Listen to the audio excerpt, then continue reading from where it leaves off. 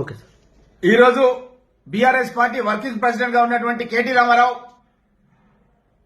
గౌరవ ముఖ్యమంత్రి రేవంత్ రెడ్డి గారిని వారి కుటుంబ సభ్యులను కాంగ్రెస్ పార్టీని అప్రతిష్ట పాలు చేసే విధంగా మాట్లాడడం జరిగింది.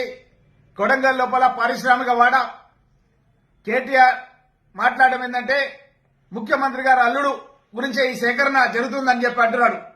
నేను ఇంతకుముందే Telangana industrial infrastructure corporation MD అయినటువంటి విష్ణువర్ధన్ రెడ్డి గారికి ఫోన్ చేసినాను.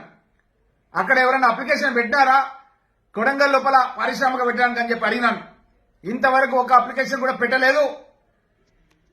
కానీ అక్కడ పారిశ్రామిక వాడ ఎస్టాబ్లిష్ చేసి భవిష్యత్తు లోపల ఎవరైనా గ్రీన్ ఫార్మా కాలుష్యం లేని పరిశ్రమ పెట్టడానికి ముందుకొస్తే వారికి కేటాయించడానికి 600 ఎకరాలను సేకరిస్తున్నాం. సగం భూమిని సేకరించడం జరిగింది, ఇంకా భూమిని సేకరిస్తున్నాం. ఇందులో 200 ఎకరాలు గ్రీన్ ఏరియా ఉంటుంది. అదేవిధంగా 50 ట్రైనింగ్ సెంటర్స్ వస్తాయి, టెస్టింగ్ ల్యాబ్స్ వస్తాయి. నిరుద్యోగ యువకులకు ఉద్యోగ అవకాశాలు కల్పిస్తాం. ఫార్మాసిటీలో 15,000 కోట్ల రూపాయల పెట్టుబడి పెట్టే విధంగా ఈ పారిశ్రామిక వాడలను ఏర్పాటు చేస్తామని చెప్పి చెప్పడం జరిగింది. 30,000 మందికి ప్రత్యక్షంగా పరోక్షంగా ఉద్యోగాలు కూడా కొడంగల్ ప్రాంతం లోపల వస్తాయని కూడా చెప్పడం జరిగింది.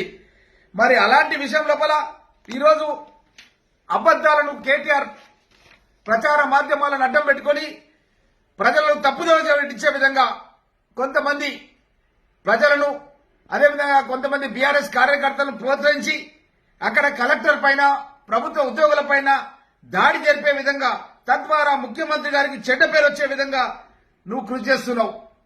అదేవిధంగా మీ నాయకుడు మీ పార్టీ నుంచి మొన్నటి వరకు ఉన్నటువంటి ఎమ్మెల్యే నరేందర్ రెడ్డి 40 సార్లు ఎందుకు ఈ యొక్క బీఆర్ఎస్ యూత్ ప్రెసిడెంట్ తో మాట్లాడొచ్చింది, A1 గా ఎవరైతే తప్పించిందో మీరు ఆ వ్యక్తితో ఎందుకు మాట్లాడవచ్చింది, మీ ఇద్దరు కలిసి కుట్ర చేసిర్రు, ఈ కుట్రను బయట పెడతామని చెప్పి కూడా తెలియజేస్తూ అదేవిధంగా కొడంగల్ లాంటి వెనుకబడిన ప్రాంతంలో మా వికారాబాద్ జిల్లాలో పరిశ్రమలు రావాలి.